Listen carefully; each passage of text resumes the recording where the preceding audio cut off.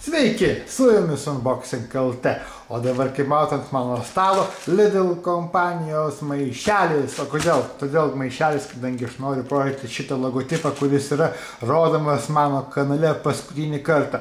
Kodėl rodomas paskutinį kartą? Kadangi aš šiandieną iš Lidl kompanijos gavau va tokį laišką. Jūs matot, laiškas, čia laiškas parašytas.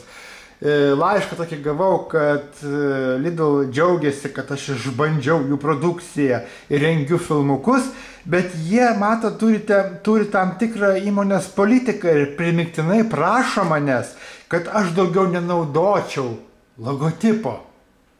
Tiesiog savo filmukuose nenaudočiau pradžioje logotipo. Gerai, aš nenaudosiu logotipo, dabar tenai, kur būdavo jų logotipas Lidl kompanijos, aš taip ir rašysiu. Čia buvo Lidl logotipas. Na, jeigu jūs taip norite, jokių problemų. Reiškia taip, mano kanale daugiau Lidl nebebus, kadangi aš negaliu naudoti, užsienio blogeriai, matot, gali naudoti Lidl logotipą, o aš negaliu, nes aš gyvenu Lietuvoje ir mes esam provincija ir dėl kažkokių tai dalykų aš negaliu, dėl kažkokių tai vidinių politikos kažkokios tai gerai, nesvarbu. Kaip matote, dar parašyta, kad Lidl atsidėkodama už mano gražią iniciatyvą nori man atsiųsti neįdėlę dovanėlę.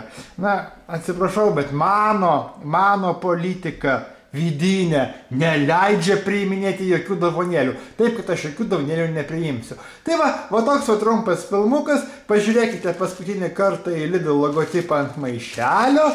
Daugiau Lidl logotipo mano filmukuose nebebus, kadangi Lidl kompanija man jį uždraudė naudoti. Būtent sakau, uždraudė. Sėkmės visiems, savaime aišku, ir man sėkmės. Filmukai bus ir dar apie Lidl produkciją, neįtakoja šitą mūsų, neįtakos mano nuomonės apie jų produkciją, ar geriau, ar blogiau.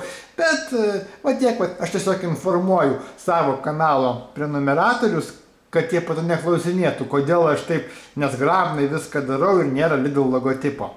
Ate, gero savaitgalio visiems!